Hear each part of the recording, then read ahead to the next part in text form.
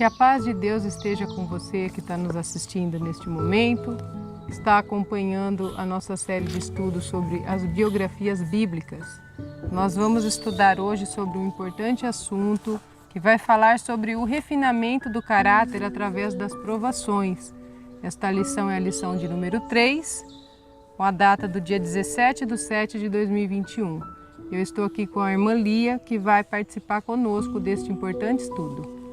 Isso, é um prazer para mim estar aqui com vocês, compartilhando um assunto tão importante para a nossa salvação. O verso áureo desta lição de número 3 está em Salmos 42, verso 11. Por que estás abatido, a minha alma, e por que te perturbas dentro de mim? Espera em Deus, pois ainda o louvarei, o qual é a salvação da minha face e o meu Deus. Então, aqui o verso áureo já nos traz um consolo, né? Nós não temos por que ficarmos abatidos, porque nós esperamos em Deus, né? A nossa salvação. A pergunta de número 1 é: com que propósito Deus chama muitas vezes seus filhos a suportarem a aflição? A Regiane lê para nós lá em Jó 5, verso 18. Diz assim: porque ele faz a ferida e ele mesmo a ata, ele fere e as suas mãos curam. Isso, Malaquias 3:3 também tem uma mensagem importante. Diz: assentar-se-á como derretor e purificador de prata, purificará os filhos de Levi e os refinará como o ouro e a prata, eles trarão ao Senhor justas ofertas. Isso. Aqui também gostaria de ler no Patriarcas e Profetas, um texto muito interessante para nós, né? O Senhor, em sua providência, trouxera esta prova a Abraão, a fim de lhe ensinar lições de submissão, paciência e fé, lições que deveriam ser registradas para benefício de todos os que mais tarde fossem chamados a suportar a aflição. Deus dirige seus filhos por um caminho que eles não conhecem, mas não se esquece dos que nele põem a confiança nem os rejeita. Permitiu que a aflição sobreviesse a Jó, mas não o abandonou. Consentiu que o amado João fosse exilado para a solitária ilha de Patmos, mas o Filho de Deus o encontrou ali, e sua visão esteve repleta de cenas de glória imortal. Deus permite que as provações assaltem seu povo, a fim de que pela sua constância e obediência possam eles mesmos enriquecer espiritualmente e possa o seu exemplo ser uma fonte de força aos outros. Eu bem sei os pensamentos que penso de vós, diz o Senhor, pensamentos de paz e não de mal. Jeremias 29:11. As mesmas provações que da maneira mais severa provam a nossa fé e fazem parecer que Deus nos abandonou, deve levar-nos para mais perto de Cristo, para que possamos depor todos os nossos fardos a seus pés e experimentar a paz que Ele, em troca, nos dará. Também tem um trecho aqui do Maior Discurso de Cristo, na página 11. O Senhor trabalhará por todos os que neles puserem sua confiança. Preciosas vitórias são alcançadas pelos fiéis, inestimáveis lições aprendidas e realizadas valiosas experiências. Então nós vemos aqui, que todos esses exemplos, essas biografias foram deixadas para que nós possamos tirar uma lição, como foram eles fiéis e Deus passaram por muitas provações, mas Deus nunca os desamparou, estavam sempre ali, Deus estava sempre com eles, então isso é um conforto para nós. Parece que quando as forças estão acabando é que Deus age, quando eu sou fraca é que sou forte, como Paulo diz, E a gente vê também o trabalho do purificador da prata e do ouro, refinando, e para isso é necessário ele pôr no fogo, que são as nossas provações. Isso. A pergunta de número 2: o que são frequentemente as aflições? Que sentimentos devemos alimentar diante de planos frustrados pela providência? Eu vou ler aqui em Salmo 34, verso 19, que diz assim: muitas são as aflições do justo, mas o Senhor de todos todas o livra. Então esse texto também é um conforto, né? Lê para nós a nota, Regiane. Aqui diz: temos aprendido no meio de sombrias providências que não é sábio seguir a própria vontade ou caminho e não considerar e refletir sobre a fidelidade divina. Sinto que somos aqueles que podem compreender e simpatizar-se um com o outro. Estamos unidos pela graça de Jesus Cristo e nos laços de afinidades cristãs santificados pelas aflições. Aflições são frequentemente misericórdias disfarçadas, que é a resposta da pergunta, né? São as misericórdias disfarçadas. Não sabemos o que seríamos sem ela. Quando Deus, em sua misteriosa providência, impede todos os nossos acariciados planos e recebemos tristeza no lugar de alegria, devemos nos curvar em submissão e dizer: seja feita a tua vontade, ó Deus. Precisamos alimentar uma calma e devota confiança naquele que nos ama e que nos deu sua vida por nós. O Senhor, durante o dia, me concede a sua misericórdia e à noite comigo está o seu cântico, uma oração ao Deus da minha vida. Digo a Deus, minha rocha: por que te olvidaste de mim? Por que hei de andar eu lamentando sobre a opressão dos meus inimigos? Um verso então de Salmos 42:8, e aqui também na meditação Jesus Meu Modelo, página 328. Isso. Então nós vemos aqui, né, que as aflições são frequentemente misericórdia. Então, ao invés de nós ficarmos nos lamentando pelas provas que Deus permite que nós passemos, nós devemos ficar agradecidos, né? Diz que são misericórdias disfarçadas. É muito, muito interessante, né? A gente saber disso. E a gente tem que, aqui como diz, né, nutrir sentimentos, então, fala que diante dos planos frustrados, né, a gente deve ainda alimentar sentimentos de calma, de confiança, né? Isso. Não deixar a fé desfalecer na hora da prova. Saber que Deus está no controle apesar de tudo. E a gente vê também, no decorrer dos estudos, todas essas biografias, as histórias bíblicas, que nenhum ser humano está livre de aflição. Não. Nenhum de nós está livre, né? A partir do momento que o ser humano nasce, ele está sujeito a provas e tentações e aflições, né? E a gente tem que aprender nesses momentos a confiar em Deus. É que cada pessoa, né, como Deus conhece a cada um, é provado de uma maneira. Assim como nós estudamos na lição passada, Jó, ele foi afligido de um outro, né, foi provado de uma outra maneira. Então, cada um tem uma prova difícil, né, para ele. O que é fácil para um, para o outro não é tão simples assim, né? Mas o que nos conforta é a promessa de Deus que Ele está conosco, né? Tem um texto que fala que Deus faz a ferida, mas Ele mesmo cura, né? Então é importante a gente saber, né, ter essa confiança em Deus. Sabe até onde a gente suporta. Sim, Ele...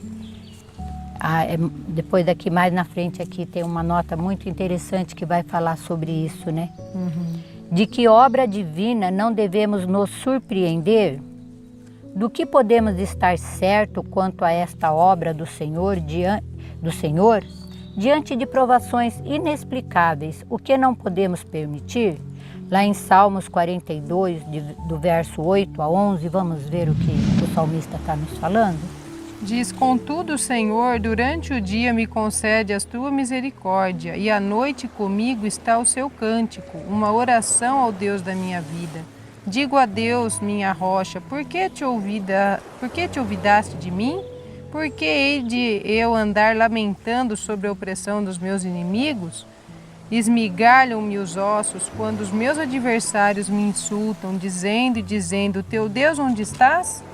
Por que estás abatido a minha alma? Por que te perturbas dentro de mim? Espera em Deus, pois ainda o louvarei. A Ele meu auxílio e meu Deus. Isso. E lá esse é o verso que está aqui na lição, na nota de cima, né? No meditação matinal, mais completo. E lá em João 14, 1, 27. Aqui diz assim: não se turbe o vosso coração. Credes em Deus, credes também em mim. Isso. E o verso 27, deixo-vos a minha paz vos dou. Não vou-la dou como dá o mundo. Não se turbe o vosso coração, nem se atemorize. Isso, então olha que promessa maravilhosa, né? Então aqui, de que obra divina não devemos nos surpreender? Quando vêm as provas, né? Então quando nos vem a aprovação, nós não devemos ficar, ai, nossa, por que será que isso está acontecendo comigo? Mas devemos lembrar que elas são obreiras de Deus, elas são permitidas para que nós possamos purificar, né? Diz aqui, as provações da vida são obreiras de Deus para remover de nosso caráter impurezas e arestas. Penoso é o processo de cortar, desbastar, aparelhar, lustrar, polir. É molesto estar por força sobre a ação da pedra de polimento. Todas as experiências e circunstâncias são obreiras de Deus para que o bem nos seja trazido. É possível que para a formação de nosso caráter muito trabalho seja ainda requerido e sejamos ainda pedra tosca que tem de ser burilada antes de poder preencher dignamente seu lugar no templo de Deus. Não devemos nos surpreender, pois que, com o martelo e o cisel, Deus se põe a desbastar as arestas para ocuparmos o lugar que nos destina. Ser humano algum pode efetuar esta obra, só Deus a pode executar. E podemos estar certos de que nenhum golpe será dado em falso. Todos os seus golpes são dados com amor para a nossa felicidade perpétua. Ele conhece nossas fraquezas e trabalha para restaurar, não para destruir. Se surgem provações que parecem inexplicáveis, não devemos permitir que nossa paz nos seja roubada. Conquanto sejamos tratados injustamente, não demonstremos raiva. Alimentando o espírito de represália, prejudicamos-nos a nós mesmos. Destruímos nossa confiança em Deus e entristecemos o Espírito Santo. Ao nosso lado está uma testemunha, um mensageiro celestial que levantará o estandarte contra o inimigo. Ele nos envolverá com os brilhantes raios do sol da justiça. Além disso, Satanás não pode penetrar, não pode atravessar esse escudo de luz sagrada. Então esse texto está lá no Jesus, Meu Modelo, página 239. Então aqui vem esse conforto, né?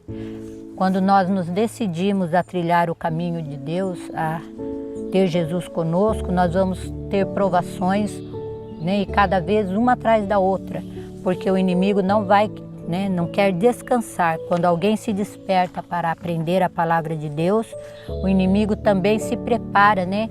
Cada dia com uma tentação diferente, né? Para com isso fazer com que nós desanimemos. Quem é designado para a segurança de cada seguidor de Cristo? Eu vou ler aqui em Salmos 34, verso 7, capítulo 34, verso 8. 7 e 8, irmãos. O anjo do Senhor acampa-se ao redor dos que o temem e os livra. Provai e vede que o Senhor é bom. Bem-aventurado o homem que nele se refugia. Então aqui existe uma promessa, né, de bem-aventurança para todos aqueles que se refugiam em Cristo e também a certeza de que o anjo do Senhor está ao nosso redor para nos guardar. Vamos também, nos é designado, né? Isso. Grande Conflito, página 512 e 513, nos diz assim: um anjo da guarda é designado a todo seguidor de Cristo. Estes vigias celestiais protegem aos justos do poder maligno. Isto o próprio Satanás reconheceu quando disse: porventura teme Jó a Deus debalde? Porventura não o cercaste tu de bens a ele, a sua casa e a tudo quanto tem? O agente pelo qual Deus protege o seu povo é apresentado nas palavras do salmista: o anjo do Senhor acampa-se ao redor dos que o temem e os livra. Disse o Salvador, falando daqueles que nele creem: vede, não desprezeis algum destes pequeninos, porque eu vos digo que os anjos Os seus anjos no céu sempre veem a face de meu Pai. Os anjos designados para ministrarem aos filhos de Deus têm em todo o tempo acesso à sua presença. Então, uma promessa maravilhosa do cuidado que Deus cerca os seus filhos, né? Com esses anjos protetores, os livrando, porque é um combate, né? É um combate que trava diante das nossas cabeças que a gente não consegue ver. Tem alguns textos que... O combate cósmico, né? Isso. Como é umas forças sobrenaturais, né? Ao nosso redor, que às vezes a gente não se dá conta de perceber. A irmã White fala, né, em alguns textos, que se a gente pudesse ver além do véu, né? Se nós pudéssemos ver debaixo desse véu que nos é invisível, né? A gente não consegue ver essa batalha de quanto nós estamos sendo cercados por essas forças, né? Tanto os anjos bons como os maus estão ao nosso redor, vamos dizer, os maus para nos desviar e os bons para nos proteger. Então, cada vez que a gente decide fazer algo, uma escolha, a gente acabou agradando um lado ou outro, vamos dizer assim, né? A gente tem duas escolhas sempre nas nossas decisões. Ou a gente serve a Deus, ou a gente agrada, então, o inimigo, muitas vezes, com as nossas escolhas. Então, nós devemos ter essa confiança de que Deus está sempre ao nosso lado e que os anjos bons estão acompanhando ao redor daqueles que o temem, os livrando também dos perigos. E como nós estudamos na lição 1, então a necessidade de vigilância o tempo todo, né? Então a gente diz que a irmã White fala, quando nós levantamos de manhã, nós temos que fazer uma escolha. Hoje eu escolho servir a Deus, né? Consagrados a Deus. Então nós temos que estar consagrados constantemente, porque o inimigo, ele não descansa, ele fica atento a tudo que acontece, né, ao nosso entorno. E nós também, embora nós não consiga ver, né, nós não conseguimos ver o que está acontecendo ao nosso redor, mas nós sabemos, né, temos que estar sempre em contato com Deus, em comunhão com Deus, para que a gente possa se aperceber quando uma tentação se aproxima. E aí poder então fazer a escolha e permanecer firme ao lado de Deus. Ser sóbrios e vigilantes. Isso. Né? A pergunta de número 5, há real necessidade de tal proteção? Às vezes a gente pode achar que alguns, né, pode achar que não tem tanta necessidade assim, que pode ser que, eu consigo, eu vou conseguir vencer as tentações. O perigo não é tão perigoso. Né? Ir em tal lugar não é tão perigoso assim como estão falando, mas eu vou lá, mas eu não vou fazer o que eles fazem, né? Não vou participar, só vou olhar. Então vamos ler lá em Salmos 34, verso 9, para ver o que diz. Temei o Senhor, vós os seus santos, pois nada falta aos que o temem. Isso. Então, antes de ler ainda, tudo que é contra a vontade de Deus, nós devemos temer, né? Devemos temer desobedecer a Deus. Devemos ter, né, saber que a obediência é o melhor caminho. E é interessante que esse verso de Salmos vem em continuidade com o verso que nós lemos na pergunta, né, anterior. O anjo acampa-se ao redor dos que o temem e os livra. Então nós devemos temer, né? Aqui está dizendo, temer ao Senhor. Então nós devemos ter esse temor de Deus, né? De não se arriscar, de ser prudente. Isso. No Grande Conflito, página 513, eu vou ler, diz assim: assim, ao povo de Deus exposto ao poder enganador e vigilante malignidade do príncipe das trevas e em conflito com todas as forças do mal, é assegurada a incessante guarda dos seres celestiais. Tampouco é tal segurança dada sem necessidade. Se Deus concedeu a seus filhos promessa de graça e proteção, é porque há poderosas forças do mal a serem enfrentadas. Agentes numerosos, decididos e incansáveis, de cuja malignidade e poder ninguém pode, sem perigo, achar-se em ignorância ou inadvertência. Então, é interessante aqui quando fala, né? Tampouco é tal segurança dada sem necessidade. Então, Deus sabe que nós aqui vamos ser diariamente, né? A malignidade, a maldade é grande demais. E nós nossa proteção está só em Deus. Às vezes nós, né, quando a gente levanta de manhã, sai para o trabalho, né, ou sai para alguma atividade nossa, quando nós retornamos, será que foi porque nós somos bons? Eu consegui? Não, nós voltamos porque, né, os anjos do Senhor nos protegeram. No meio de tanta maldade que nós estamos vivendo, tantas calamidades, o Senhor tem nos preservado. Então, a cada dia que passa, a cada livramento que nós temos só que agradecer. E nós sabemos que diz que nós vamos, nossa vida inteira vai ser passada, né? Diante dos nossos olhos ali, quando o nosso nome for tomado. E nós vamos poder então ver quantas vezes o anjo do Senhor nos livrou de muito mal. Então, às vezes a gente tem que meditar, às vezes as pessoas falam, nossa, foi uma sorte, né?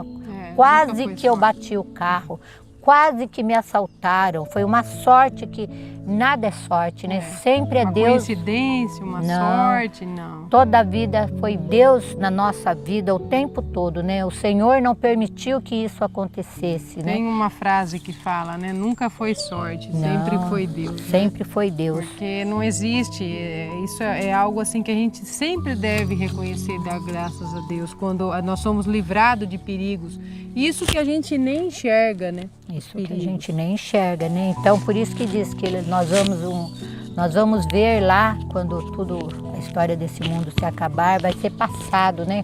Quantas vezes o anjo se colocou, nos retirou do perigo, ou retirou nossos filhos, nossos familiares, porque nós sabemos que as nossas orações se estendem aos nossos filhos, aos nossos parentes, né?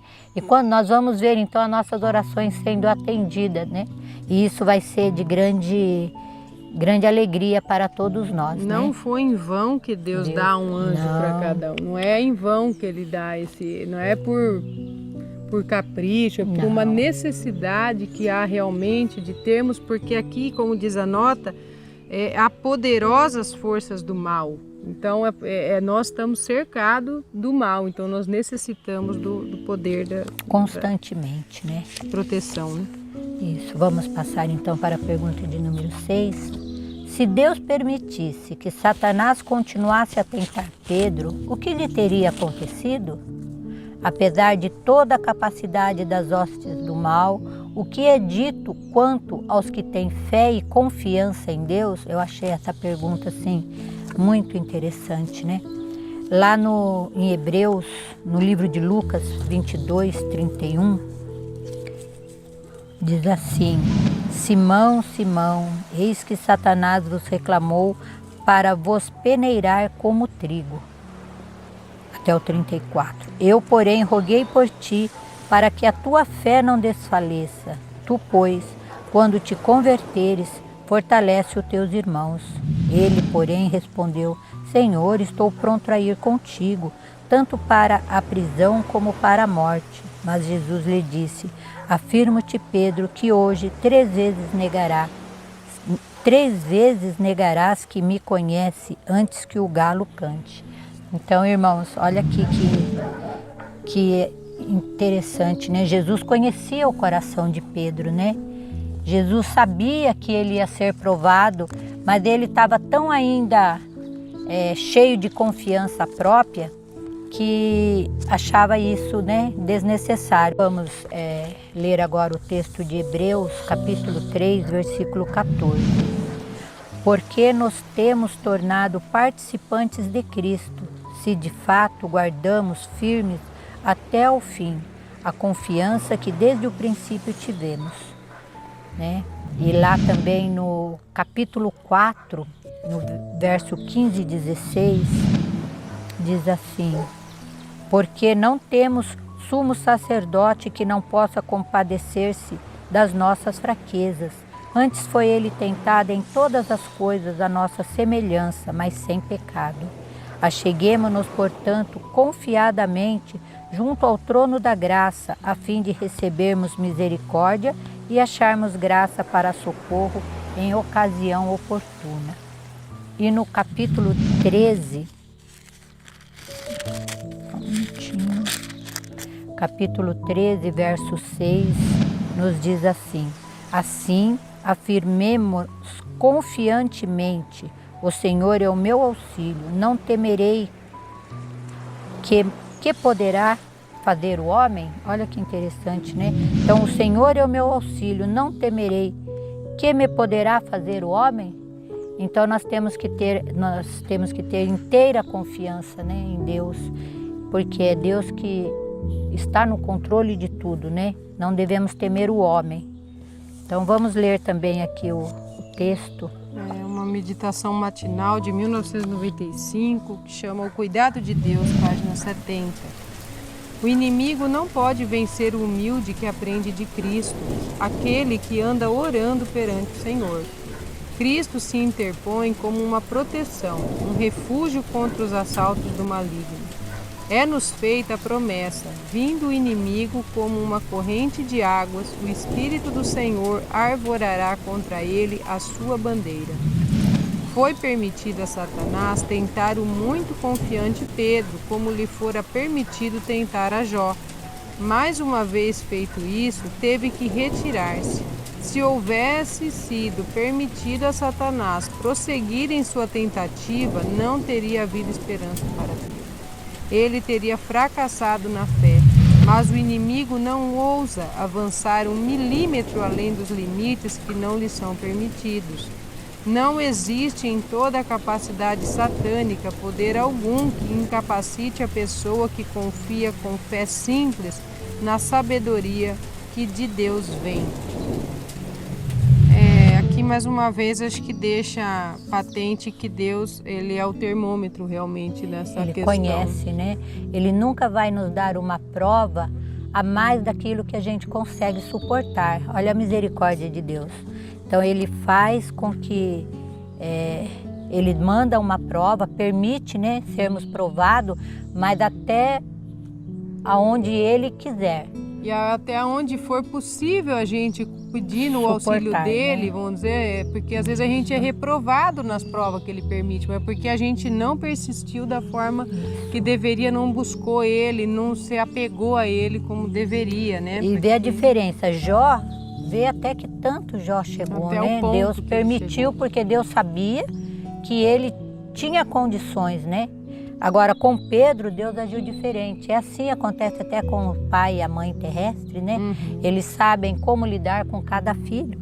Assim, Deus também conosco, né? Então, o que teria acontecido a Pedro? Ele teria caído da fé. A salvação dele, bem dizer, porque não ia ter esperança. Mas Deus via o que em Pedro? Deus via muita coisa boa, né? Deus via em Pedro que ele poderia ser ali um grande ajudador na sua causa, e foi isso mesmo que aconteceu. Refinando o caráter dele, ele ficou apto, né, para ajudar mais.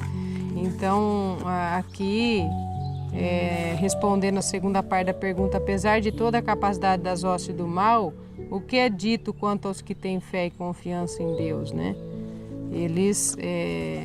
Não existe em toda a capacidade satânica poder algum que incapacite a pessoa a confiar com fé simples na sabedoria que de Deus vem, né? Diz. Então a confiança em Deus não carece de tanto estudo, de tanta teoria. Nós temos que confiar como uma criança na sua inocência, confia no seu pai, confia no adulto que está ao seu lado. E ele consegue vencer, vamos dizer assim, diz que o mais fraco dos filhos de Deus... Ainda é mais forte que Satanás, está lá no caminho a Cristo, né? Então, somos o mais fraco dos filhos de Deus, mas ainda... Diz que ele não ousa avançar, não. Então até onde ele permite, né? Até onde... Aí, o que ele falou lá com Satanás quando foi tentar Jó? Você pode fazer, mas não vai tocar... Na vida dele. Na vida dele. Então, Deus não permitiu o quê? Então Satanás só pôde ir até onde Deus permitiu. Você vê que vamos dizer assim, que devastação ele fez em pouco tempo. Só Deus dá permissão. Ele está, como diz o texto mesmo, como um leão buscando bramando. Quem possa tragar. Porque ele vai, ele sabe que só soltar um pouquinho, que nem aqueles cachorros bravos, né? Solta um pouquinho ele já vai. O tempo, ele sabe que o tempo é curto dele, né? E para ele sabe que não tem mais jeito, então ele está à busca de levar quantos ele puder, né? Isso. Então vamos para a 7ª pergunta e a última dessa lição. Como serão chamados os que prosseguirem na verdade? lá no verso de João 17,15. Diz assim: não peço que os tires do mundo, e sim que os guardes do mal. Então, é um verso bem interessante, né? Porque não tem como tirar do mundo, né? Como que a gente também vai passar pelas provas e vamos nos aperfeiçoar o caráter e vamos ser também instrumentos na mão de Deus, como fazer a obra levar avante sem seus instrumentos humanos aqui, né? Que é necessário para a nossa santificação também isso e para ser luz aos que nos rodeia, tudo isso. Deus tem um plano quanto a isso, né? Mas ele diz o quê? Jesus clamando aqui, que os livre do mal. Jesus intercedendo por nós, né? Então ele pediu ao Pai que não precisava livrá-los do mundo, mas que livrasse-os do mal, né? Aqui no primeiro Mensagem Escolhida, página 73, eu vou ler. Calúnia e opróbio serão a recompensa daqueles que estão ao lado da verdade, tal como é em Jesus. Todos os que piamente querem viver em Cristo Jesus padecerão perseguições. Os que dão claro testemunho contra o pecado serão com certeza tão aborrecidos como foi o Mestre que lhes deu esta obra a fazer em seu nome. Como Cristo, serão chamados inimigos da Igreja e da religião. E quanto mais sinceros e diligentes forem seus esforços para honrar a Deus, tanto mais cruel será a inimizade dos ímpios e dos hipócritas. Não nos devemos, porém, desanimar quando assim formos tratados. Então, quando a gente lê aqui, fica até pensando, né, o que nos espera. Então, calúnia e opróbio serão a recompensa daqueles que estão ao lado da verdade, tal como é em Jesus. Mas isso é aqui no mundo, né? Porque depois de passarmos por tudo isso, nós temos como garantia uma vida de paz, né, de salvação. Tem uma frase, né, que eu vejo às vezes em alguns posts que fala assim: o único inferno que o cristão vai ter que passar é essa terra. Mesmo. E o único céu que os ímpios vão desfrutar é aqui. É aqui. Então é algo bem contraditório, né? A gente vai padecer aqui, mas para poder depois ter uma eternidade de bênção. E, né, eu falo nós com a esperança da salvação, né, que nós temos. Então, se formos salvos, né, teremos... E a gente vê porque o cristão, ele caminha na contramão aqui do mundo, né? Nada do que o mundo oferece está na mão. Então você fica sempre andando na contramão de tudo que o mundo oferece. Então a gente vai passar por muitas provas, mas temos aqui, diz que não nos devemos, porém, desanimar quando assim formos tratados. Então que Deus possa nos fortalecer, que realmente essas lições, essas biografias possam trazer lições de vida e que nós possamos enriquecermos-nos espiritualmente, né? Amém. Amém. Uma lição muito boa, foi muito bom estar com vocês. E nós encerramos aqui o nosso estudo e pedimos para você que está nos assistindo, se gostou, deixe o seu joinha, compartilhem com seus amigos para essa mensagem ser levada adiante. E se ainda não é inscrito no nosso canal, se inscreva. Até a próxima. Semana que vem tem mais, né? Isso. Até a próxima. Em nosso site vocês encontrarão estudos, notícias, dicas de saúde, além de todas as nossas lições. Participem conosco através da nossa página no Facebook e assistam todas as nossas lições através do YouTube.